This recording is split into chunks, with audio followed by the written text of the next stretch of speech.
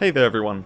If you've followed my channel for a while, you'll know that from time to time I like to bring out a video that's for a game other than my usual two, which are Near Monsters and King's Road. This game we're watching right now is Sekiro Shadows Die Twice. It's a game that's kind of in the long-running series of Dark Souls, and if you know me personally, you'll know that I absolutely love Dark Souls, so I love this game. It's basically a more hack and slash, but more clashing of swords action type game than the other Dark Souls ones, which are a little bit more RPG, they're magic in and that kind of stuff. So in this game, I'm going to go through the basic mechanics of it, but first of all I just want to say I'm going to be bringing out 4 videos for this game. You can find links to the other videos in the description of this video, and each one is going to focus on a particular collection of clips which I put together. In this video we're going through some sort of intense fights with mini-bosses that I had. This first clip that we're looking at right now is of me very early game facing one of these mini-bosses when I haven't really mastered the full mechanics of the game, but I've got a decent understanding and I was able to take out this boss, or mini-boss, sorry, at quite an early point. So now I'm going to quickly go through the mechanics of this game. In the bottom left is my health. The blobs above are revives. You can only revive once before then. You have to take off a health bar from an enemy before you can revive again. In the middle at the bottom is my posture bar. As I block, that will build up, and as you can see it just got broken. You're only really staggered for about a second. It only matters really if there's a combo that's kind of hitting you at the time, because you then can't dodge the rest of it. The time when I just got my posture broken, then he was about to do a sweep attack, but to kind of break out of the stagger you can do a roll, and I timed my roll for when he did the sweep attack. At the top is the enemy posture bar. He just recovered it. Annoyingly, I was nowhere near him when he was going to recover it, so I couldn't stop him from doing it. The way the battles usually play out is you try and build up the enemy posture bar. The way how you do that is you attack them. If you manage to hit them, it builds it up quite a bit. If they block your attack, it barely goes up. If you deflect their attack, then it builds up a lot. Now, deflecting attacks is basically blocking an attack, but just before it hits. Most of this game is all about deflecting the attack just before they come in, and you build up the enemy posture bar. When it builds to full, you can then take off a chunk of their health, a full health bar. Otherwise, you can chip them down. Their health is in the top left, as you can see. But as you can see, this fight is mostly going to posture. His health has got down fairly low, but it's mainly that posture which I'm building up that's nearly full, and when I fill it up to full, I'll be able to kill him off. So that's the base mechanics of this game. There are some special attacks which enemies do that will, you can't just block them.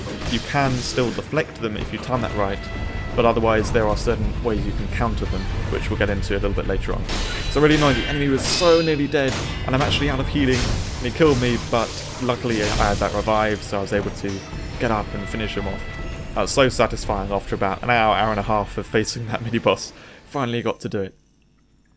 So the clip we're going into now, this is me facing a later version of this enemy. This is actually the toughest version of this enemy. You meet them as standard enemies, but this is the mini-boss sort of near end game version. Again, you can sneak up and take off one health bar, so I did that. And this is me once I'm a lot better with the mechanics of the game, and I know how to face these enemies because I faced lots when they were just standard enemies. This one has a few extra attacks, he sort of buffs himself as well, but you'll see I'm a lot better with the timings of all the deflectings. You can hear the sound when I deflect. It's a slightly different sound to when I block.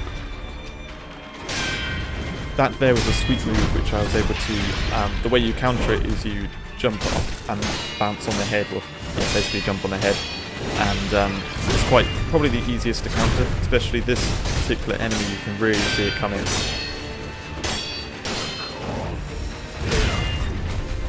I think he hit me like maybe once in there, and then the rest of it was just full on thrashing in there.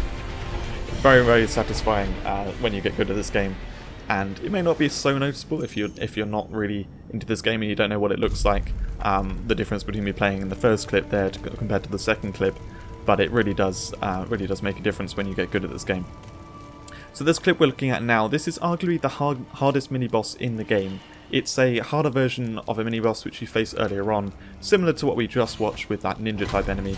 However, this also comes with one of the tough endgame enemies. And when I say tough endgame enemies, I don't just mean an endgame enemy, I mean probably the toughest endgame enemy.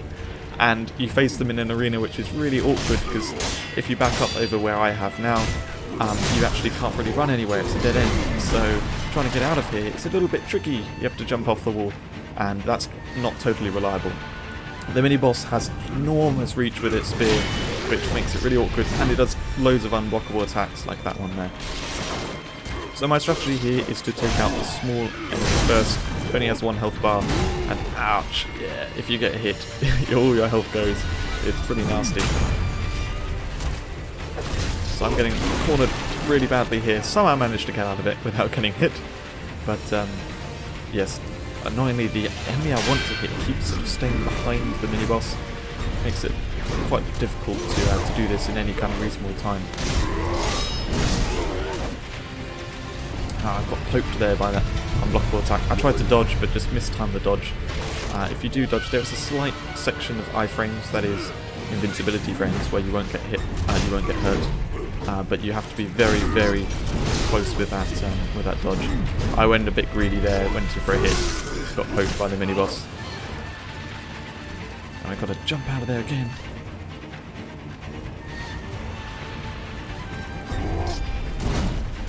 So if this is a game which you might be interested in, I do highly recommend it. I was actually very impressed by how long the story, the gameplay was of the story, because I knew that this one doesn't have PvP stuff, unlike other Dark Souls games. And I was expecting it to be maybe 20 hours, maybe up to 30 hours. Actually doing the story, and I did all the mini-bosses and that kind of thing, I think it took me about 40 hours to get through the game, which is very impressive considering it's just focused around the story.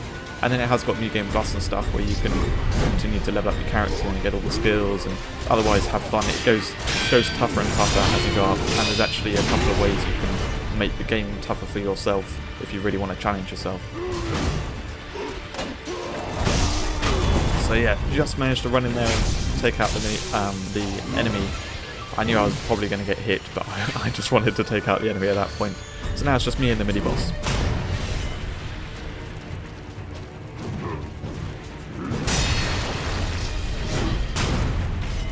You can see there, that's me countering the thrust attack. To counter the thrust attack only takes 1 button press. And really annoyingly, I got distracted by that random enemy in the area that died there. I assumed it was a normal attack coming in, I just held block, and it turns out it was an unblockable attack. And then I didn't see how much range he'd have, and unfortunately I tried to heal when he came in for a sort of jumping slice. So I lost quite a lot of healing there. I've lost all the posture that I gained up on him. So we're now back to square one, but I have less healing. Thankfully, he has a lot of attacks which are very easy to counter. Any of those thrusts are easy, and he has a few sweeps. You can see all the attacks coming in quite nicely. That's a sweep there. However, the damage he deals when he does hit you is so much.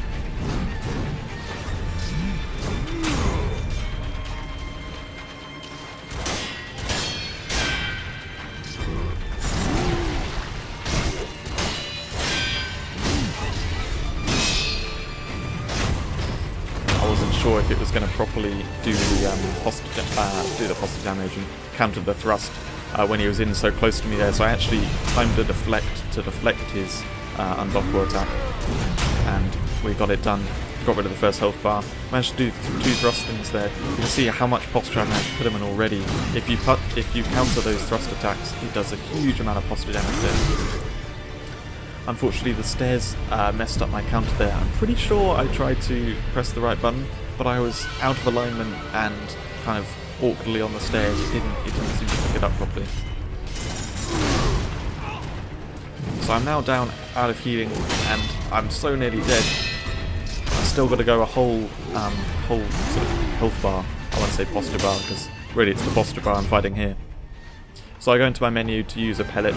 That's a healing item, just because I'm like, oh, I really want to do it this time. This fight was so tricky. It took me a long time to do.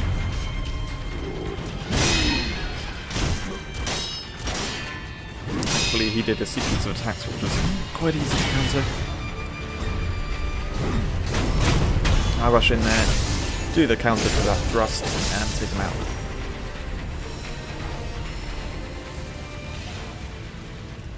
The final clip we're going to look at here is the earlier version of this battle, but in New Game Plus. So the enemy's a bit tougher. You can see in this one I'm able to sneak up behind to take off one of the health bars, and then I'm going to try and wipe them out really quickly. I was really going for a flawless kill here because I knew I wanted to share that other clip, and I was like, I want to show me thrashing it now. So let's go full on aggressive, block and deflect every single one of his attacks, not take any damage. So I'll let you enjoy the clip. If you're interested in watching the other Sekiro videos, do check out the links in the description. Each one sort of features different kind of fighting.